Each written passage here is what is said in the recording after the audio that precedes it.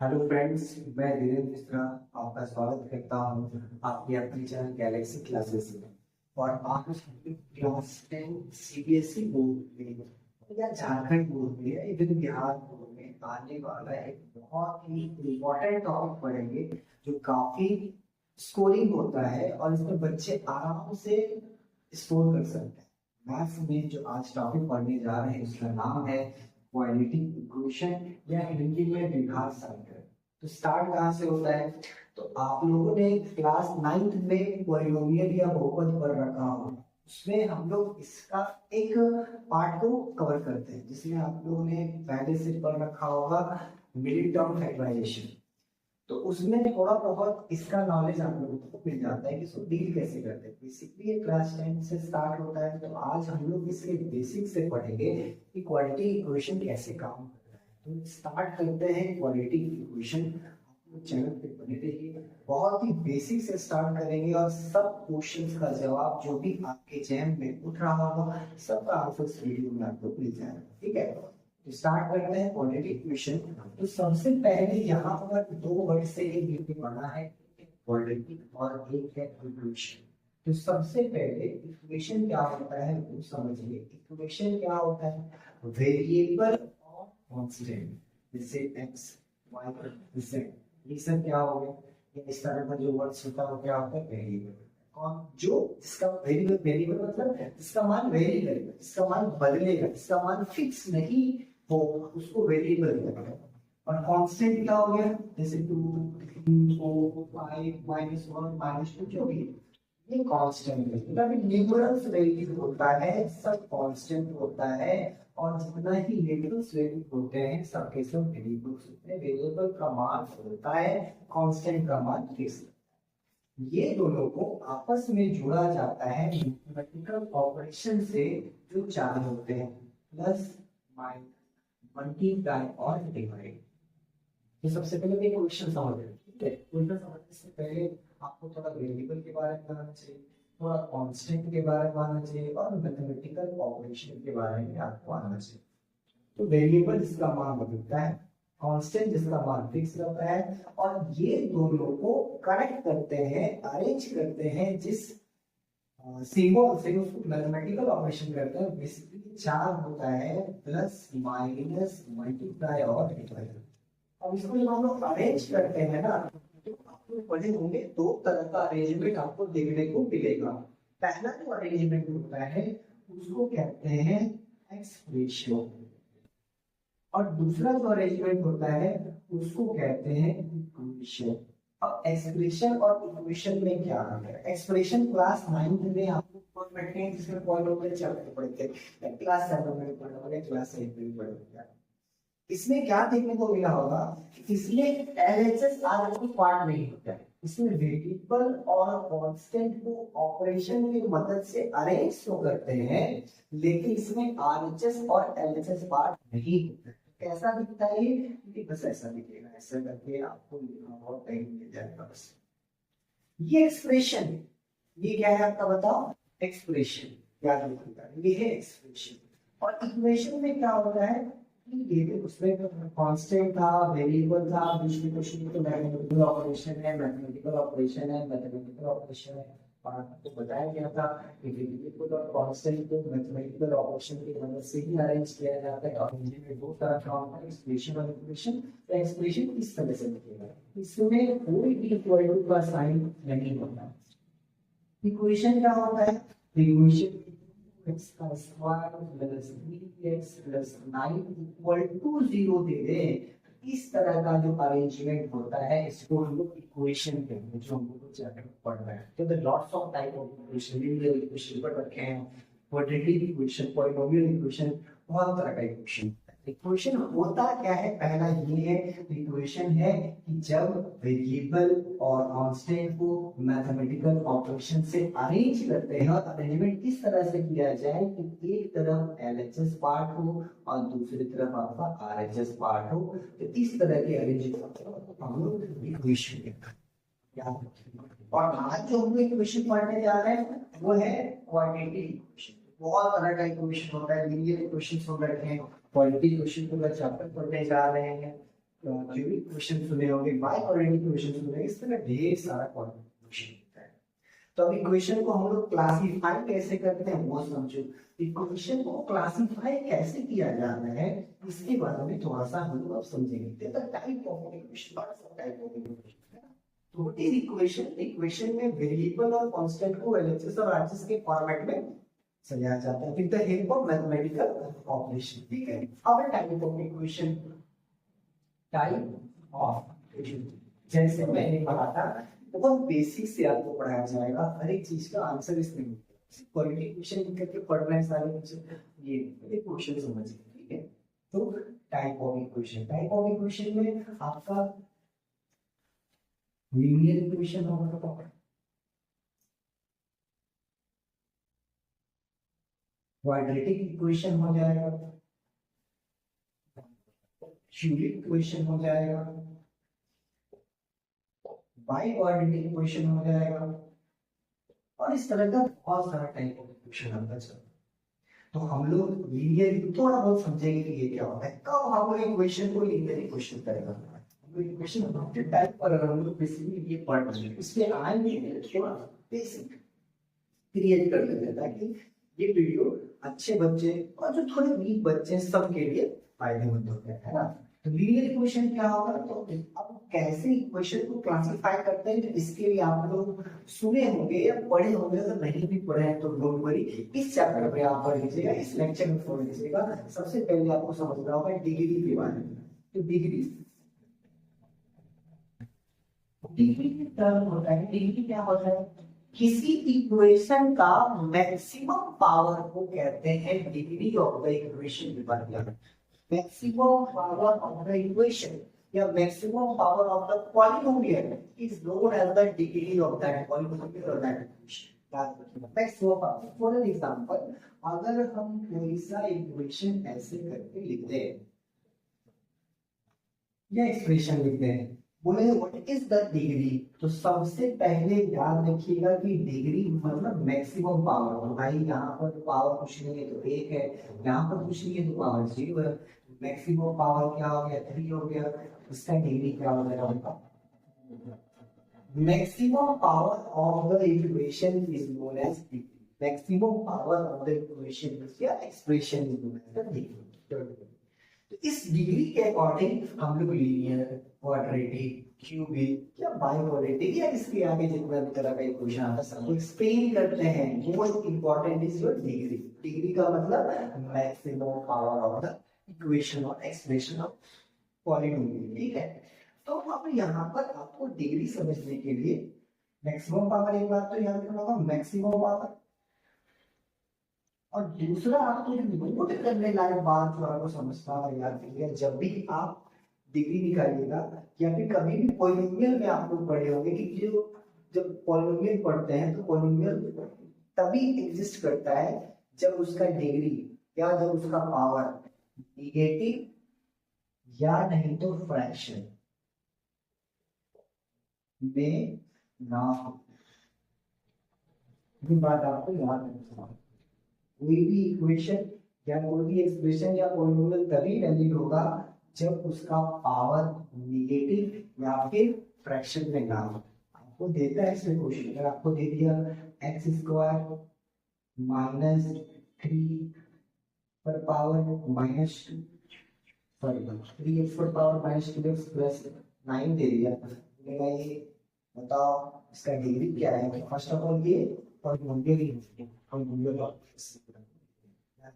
Degree तब define होता है, सॉरी पॉलिनोमियल तब डिफाइन होता है जब पावर ना ही निगेटिव में हो और ना ही फ्रैक्शन में हो। इस तरह का दे दिया root under 2x plus 3y plus 9, तो भी इस केस में ये पॉलिनोमियल नहीं है, x पर पावर 1 फिर पावर 1 हो गया मतलब फ्रैक्शन। तो ये सब पढ़ गया। ठीक है, वापस से लौटते हैं, हम लोग टाइप ऑफ इक्वेशन को एक्सप्लेन कर रहे थे। तो टाइप ऑफ इक्वेशन में हम लोग को डिग्री समझे। डिग्री क्या समझे कि maximum power of the equation, maximum power of the equation degree linear कैसे होगा, अगर हम लोग को लीनियर इक्वेशन समझना है तो लीनियर का मतलब ही होता है रैखिक। रैखिक समीकरण, ये सबसे सीधा साधा साधारण किसान आदमी होता है, इसलिए dp का जो मैक्सिमम पावर होता है वन होता है। ऐसा लिखेगा जो आप लोग पढ़ रहे हैं, इससे पहले चैप्टर में क्लास में पढ़ोगे लीनियर इक्वेशन, इसलिए जब भी देखे होंगे आप इस तरह का क्वेश्चन दे दिया होगा। सबसे पहला बात इक्वेशन है, हाँ इक्वेशन है, इसमें एलएचएस आंसर पार्ट दिख रहा है, क्या है क्लियर है, हाँ क्लियर है, क्योंकि वेरिएबल का जो मैक्सिमम पावर है वो कितना है आपका 1 है। जब भी वेरिएबल का मैक्सिमम पावर होगा the type of equation is goes under the linear equation. ये बात आप याद रखें, ठीक है, तो लीनियर समझ गए। हमारा हीरो आ गया क्वाड्रेटिक इक्वेशन, क्वाड्रेटिक इक्वेशन ध्यान से समझिएगा, इसको हिंदी में द्विघात समीकरण कहते हैं। द्विघात, द्वि मतलब दो, घात मतलब पावर, जैसा नाम वैसा काम है, इसलिए वेरिएबल पर आपको मैक्सिमम जो पावर होगा वो दो देखने को मिलेगा, ये बात याद रखिए। क्या ये इक्वेशन है, हाँ ये इक्वेशन।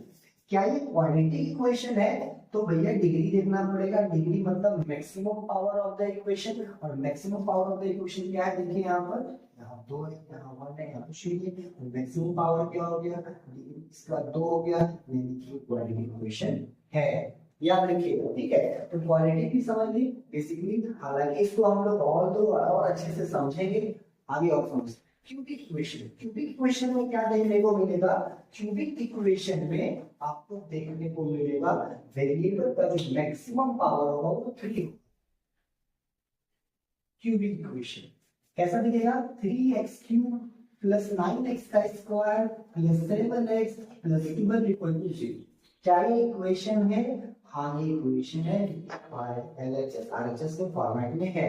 क्या ये क्यूबिक इक्वेशन है, तो डिग्री मैक्सिमम पावर कितना हो गया भैया, यहाँ 3 है, यहाँ 2 है, यहाँ 1 है, यहाँ कुछ नहीं है, यहाँ 0 है, मैक्सिमम पावर 3 है, यानी कि अगर ये डिग्री का 3 है तो ये क्यूबिक इक्वेशन आपका होगा। तो कहानी से ये सीख मिला कि इक्वेशन मतलब जब आप वेरिएबल कांस्टेंट को ऑपरेशन के मदद से एलएचएस और आरएचएस के पार्ट में सजाते हैं तो वो होता है इक्वेशन। इक्वेशन का बहुत सारा टाइप होता है, लीनियर, क्वाड्रेटिक, क्यूबिक, बाइक्वाड्रेटिक में सिमिलरली पावर 4 चला जाएगा लाइक दिस। ये हो गया आपका बाइक्वाड्रेटिक, पावर मैक्सिमम पावर 4 है, बाइक्वाड्रेटिक हो गया, ठीक है। तो बाइक्वाड्रेटिक में पावर 4, तो इक्वेशन को कैसे समझे, तो जब एलएचएस आरएचएस पार्ट में ऑपरेशन के मदद से सजाते हैं तो इसको इक्वेशन कहते हैं। और टाइप ऑफ इक्वेशन कैसे निकला, तो डिग्री पे निकला। डिग्री क्या था, तो maximum power of the equation in known as degree. तो मैक्सिमम पावर अगर 1 रहेगा लीनियर कहलाएगा, 2 रहेगा तो क्वाड्रेटिक कहलाएगा, 3 रहेगा तो क्यूबिक कहलाएगा, 4 रहेगा तो बाइक्वाड्रेटिक कहलाएगा, और इसी तरह से आगे बढ़ता है। हम इस चैप्टर में पढ़ना है अब जा करके क्वाड्रेटिक इक्वेशन। अभी तक जितना भी भाषणबाजी हुआ है बस आपको ये समझाने के लिए हुआ है कि what is the meaning of the topic only, that is quadratic equation. आपको अभी तक जितना भी हम प्रवचन सुनाए हैं बस वो इसलिए सुनाया गया है कि आपको बस इस वर्ड का मतलब समझ में आए कि what is quadratic equation. Equation क्या है वो समझ गए, और क्वाड्रेटिक इक्वेशन क्या है और वो समझ गए। अब हम लोग जंप करते हैं इसमें क्वाड्रेटिक इक्वेशन के तालाब में। तो चलिए स्टार्ट करते हैं अब जाकर के क्वाड्रेटिक इक्वेशन। बहुत कुछ जान गए। मैक्सिमम पावर इसमें 2 होगा, डिग्री 2 का होगा। तो सबसे पहले धरती का जितना भी क्वाड्रेटिक इक्वेशन होगा उसका जनरल फॉर्म क्या होगा वो समझना होगा। तो जनरल फॉर्म क्या होता है वो समझो, जितना भी क्वाड्रेटिक इक्वेशन होगा सबका जनरल फॉर्म, धरती का जितना भी क्वाड्रेटिक इक्वेशन कैसा दिखेगा, कैसा उसका अनुमान होगा। तो धरती का जितना भी क्वाड्रेटिक इक्वेशन है उसका जो जनरल फॉर्म होगा, जो जनरल इक्वेशन होगा वो होगा, याद रखिएगा, ax का square plus bx plus c equal to 0, where a, b and c are any integers and number bar मतलब and a not equal to zero. ये स्टैंडर्ड फॉर्म है क्वाड्रेटिक इक्वेशन का, ये जनरल फॉर्म है quadratic equation का। General form क्या होता है, तो जितना भी क्वाड्रेटिक इक्वेशन होगा, जहां भी होगा, जिस क्लास में भी होगा, सब का सब इसी फॉर्मेट में दिखेगा। ये बात आपको ध्यान रखना है। अब ए बी सी क्या है, यहाँ पर कांस्टेंट है, और ए नॉट इक्वल टू जीरो होना चाहिए। याद रखिएगा, बताते हैं कैसे। जैसे यहाँ पर एग्जांपल के तौर पर हम इक्वेशन लिख देंगे 3x² plus 5x plus 9 equal to 0। क्या ये क्वाड्रेटिक है? तो अभी जस्ट डिस्कस किया गया था कि वेरिएबल का मैक्सिमम पावर टूल है, और क्या ये इक्वेशन है? हाँ, तो ये क्वाड्रेटिक इक्वेशन है। बहुत अच्छा है। ए बी सी क्या है? इस केस में एक्स स्क्वायर के सामने का कॉफिशिएंट याद रखिएगा, एक्स स्क्वायर के सामने का कॉफिशिएंट ए कहलाता है। एक्स के सामने के कॉफिशिएंट को बी कहते हैं, इसका काम पड़ेगा। और जो कांस्टेंट टर्म बच जाता है उसको सी कहते हैं। ये बात आप जब तक जिंदा है याद रखिएगा। और आपको यहाँ पर एक बात याद रखना, विथ साइन ये चीज किया जाता है।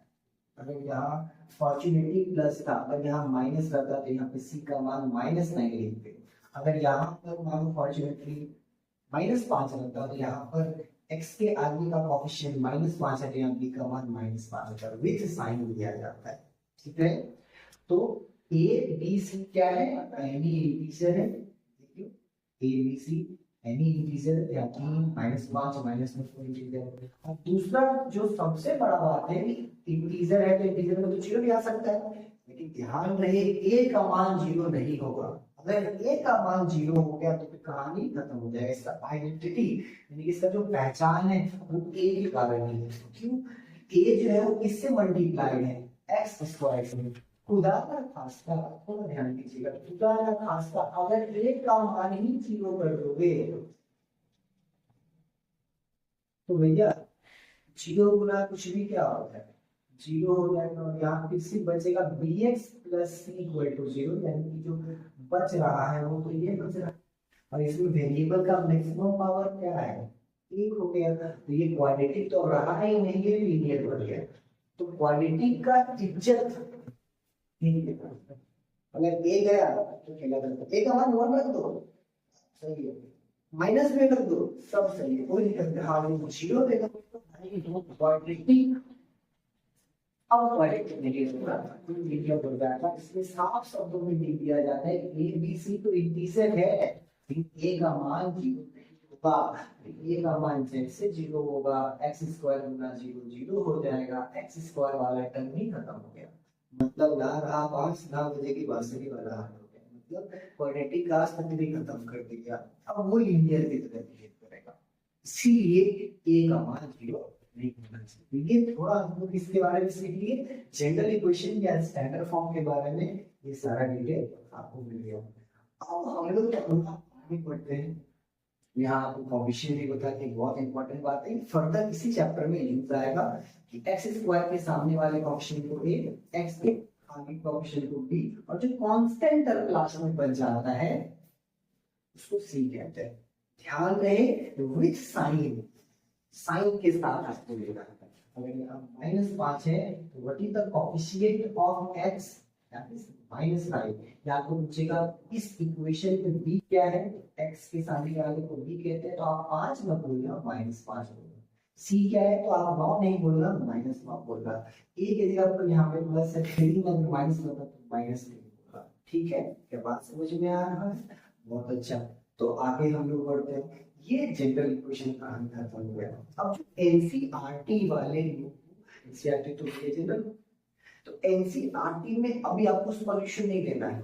एनसीईआरटी में अभी आपको जो पहला में चैप्टर में दे रखा है कंटेंट, उसमें आपको इक्वेशन को ना पहचानने सिखाएगा कि भैया कोई से मतलब जवाब आके कुछ दे दिया मैडम मगड़म, और आपको बोल रहे भैया बता दी क्वाड्रेटिक है या हमारा क्वाड्रेटिक नहीं है।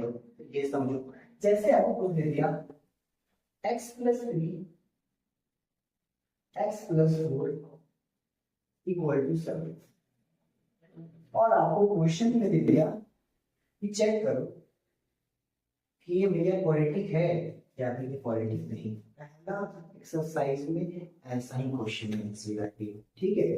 तो कैसे चेक करते हैं, हम लोग पढ़े हैं डिस्ट्रीब्यूटिव लॉ, या हम लोग जनरली इसको मल्टीप्लाई कर सकते हैं। तो इसको अगर हम लोग मल्टीप्लाई करेंगे this into this and this into this, further this into this and this into this, तो कैसा हो जाएगा x इनटू x, x का स्क्वायर x से y या 4 x into 4 4x, 3 into x 3x, 3 into 4 12 equal to 7। अब देखो x square like add कर दीजिए आप, 3 प्लस 4 7x, ये इधर आकर के माइनस हो जाएगा, प्लस है ना 7 इधर आकर के माइनस हो जाएगा। तो 12 में से 7 गया तो कितना हो गया बताओ भैया, 5 हो गया।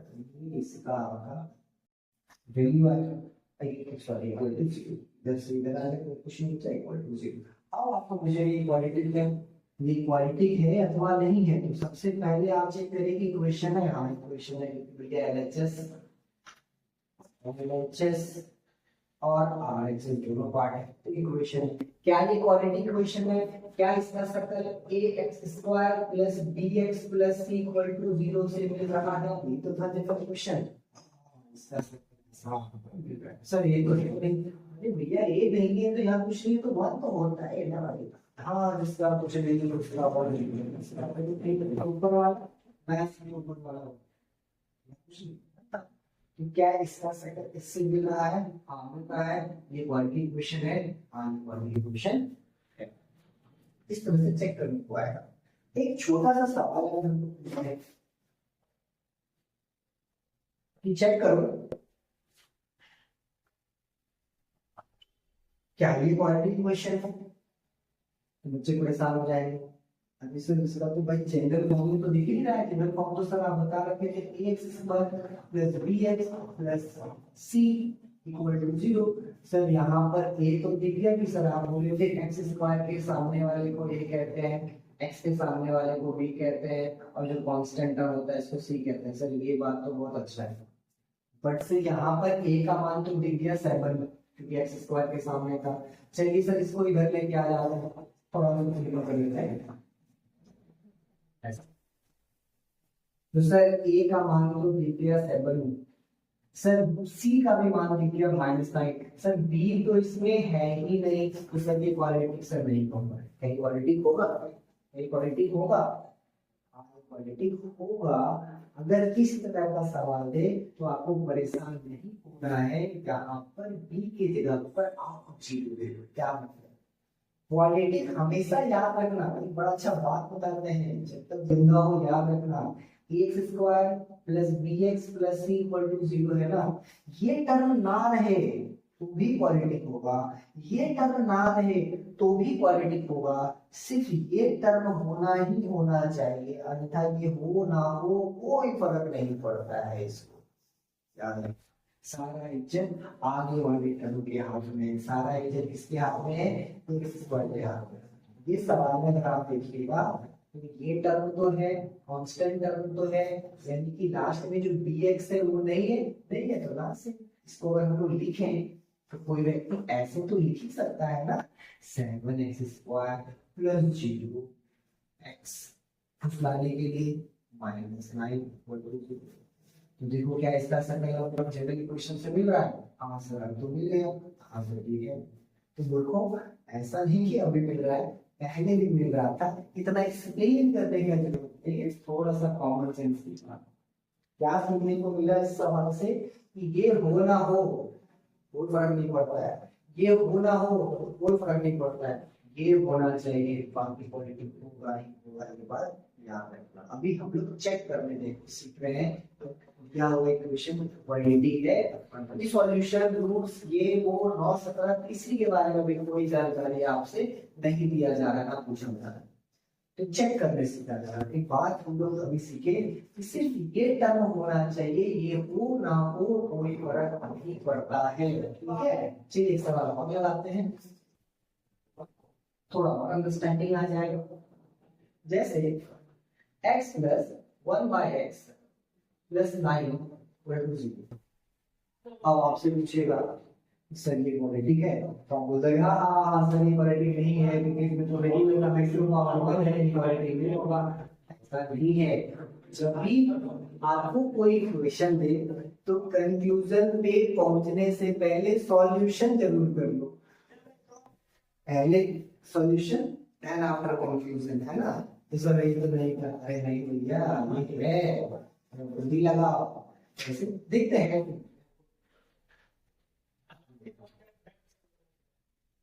सबके नीचे वन डाल दिए और एलसीएम x हो गया 1 से x y बन गया, x into x x y x से 1 बार हो गया 1 into 1 1 हो गया, 1 से x बार हो गया, ये ऊपर गया तो ये क्या हो गया 9। अब ये यहाँ पर 5 में है, इधर जाके मल्टीप्लाई होगा तो ये x गुना 0 ये 0 रह जाएगा, यानी कि जो इक्वेशन बना उसको अगर कुछ सजा के लिख दे तो ये हो गया। क्या ये क्वालिटी है? हाँ ये क्वालिटी है। इसीलिए पहले सॉल्यूशन तब कंक्लूजन। अभी देख के तो लग रहा था भैया नहीं है सर, यहाँ तो वन है, यहाँ पे तो वन है सर, आप क्योंकि वेरिएबल का मैक्सिमम और ये क्वालिटी होगा। तो इस तरह का भी सवाल आएगा, आपको परेशान नहीं होना। तो पहला चैप्टर में जितना भी कंटेंट हो सकता था वो आपको इस लेक्चर में मिल गया है। और इसमें बेसिकली हम लोग क्या सीखे, तो इंट्रोडक्शन सीखे, और हम लोग क्या सीखे, तो इक्वेशन को चेक करना सीखे कि गिवन इक्वेशन क्वाड्रेटिक है अथवा नहीं है। अगला वीडियो में आपको रूट्स और सॉल्यूशंस और जीरो के बारे में बताया जाएगा। तो जुड़े रहिए हमारे चैनल से।